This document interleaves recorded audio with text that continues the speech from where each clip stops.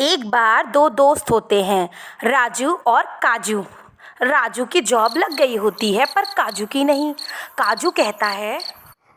राजू भैया, मुझे भी पैसा कमाने का कोई आइडिया बताओ। फिर राजू कहता है। तुम अपना बिजनेस करो। गर्मियों का टाइम है, आइसक्रीम का ठेला लगा लो। काजू को राजू की बात जच गई और वह आइसक्रीम का ठेला लगा लेता है। बहुत सारे बच्चे आते हैं, उसकी अच्छी सेल होती है। एक दिन एक बूढ़ी अम्मा आती हैं उसके ठेले पर और उससे कहती हैं आइसक्रीम खिलाने को।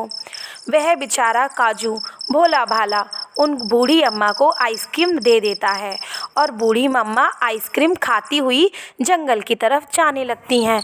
पर अचानक वो बूढ़ी अम्मा का रूप बदल जाता है और वह चुड़ैल बन जाती है, क्योंकि वो थी ही चुड़ैल। वो तो बूढ़ी दादी का रूप रख के आइसक्रीम खाने गई थी, चटोरी कहीं की, और बहुत अच्छे से मज़े ले लेकर वो आइसक्रीम खा रही थी। अगले दिन वो बूढ़ी दादी का रूप रख के फिर आइसक्रीम खाने चली जाती है और उससे काजू से आइसक्रीम मांगती है। रात में जब वो अपने जंगल में वापस आ जाती है तो कहती है, अरे बड़ी मजेदार आइसक्रीम थी, मुझे तो बहुत मन कर रहा है। चलो जाके उसके ठेले पर से मैं आइसक्रीम चुरा कर खा लेती हूँ। जब काजू वहाँ आता है तो आइसक्रीम के खाली पैकेट देखता है और सोचता है ये रात को मेरी आइसक्रीम कौन खा गया था। उसे उस बूढ़ी दादी पर ही शक होता है, पर चुड़ैल तो खाकर वापस चली जाती है।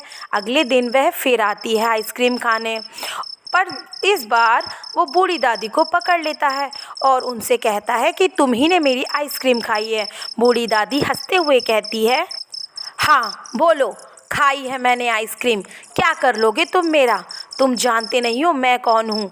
तुम्हें मुझे समझा के कोई फ़ायदा नहीं है, मैं ऐसे ही आइसक्रीम खाऊंगी। बूढ़ी दादी हट कर लेती है और देखते देखते ही बूढ़ी दादी अपना रूप बदल लेती है। राजू और काजू दोनों ही बूढ़ी दादी को हंसते हुए देखकर डर जाते हैं और बूढ़ी दादी की तरफ देखते हैं, पर बूढ़ी दादी हंसते हुए अपना रूप बदल लेती है और चुड़ैल बन जाती है और उनको धमकाने लगती है। राजू और काजू भागकर अपने घर जाने की तैयारी करने लगते हैं। भागो रे भागो, जल्दी घर भागो। अगले दिन एक तांत्रिक बाबा उस काजू की शॉप पर आते हैं, उससे आइसक्रीम मांगते हैं। काजू बहुत परेशान होता है पर फिर भी वह उन्हें आइसक्रीम दे देता है।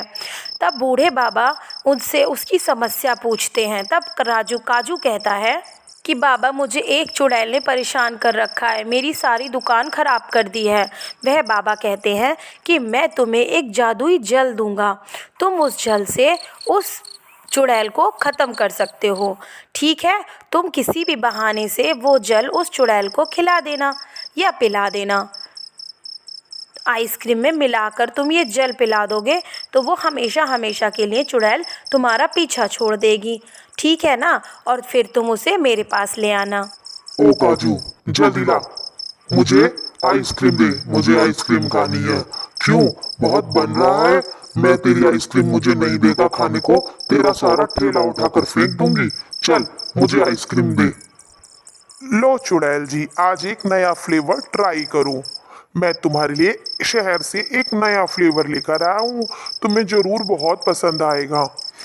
ला काजू, तेरी नई आइसक्रीम का नया फ्लेवर भी मैं ट्राई करती हूँ। चल जल्दी से मुझे आइसक्रीम खिला, मैं तो मरी जा रही हूँ आइसक्रीम के लिए। मैं तो मरी हुई हूँ।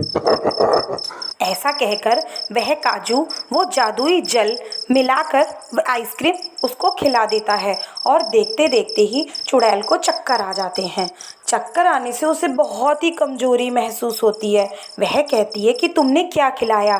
कहते कहते वो ज़मीन पर गिर जाती है। राजू और काजू उसे पकड़कर उस बाबा की गुफा में ले जाते हैं, जहाँ बाबा उसे अपनी मंत्र शक्ति से बांध देते हैं और बाबा उससे कहते हैं कि तू इनका पीछा छोड़ दे। पर वह चुड़ैल कहती है उनसे, ओए बाबे, तू बचाएगा इनको? पागल कहीं का। तू मेरी ताकत को नहीं जानता।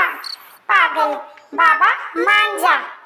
देखो चुड़ैल भाई, तुम उसका बिजनेस मत ठप करो, उसको काम कर लेने दो और उसका पीछा छोड़ दो, नहीं तो अच्छी बात नहीं होगी।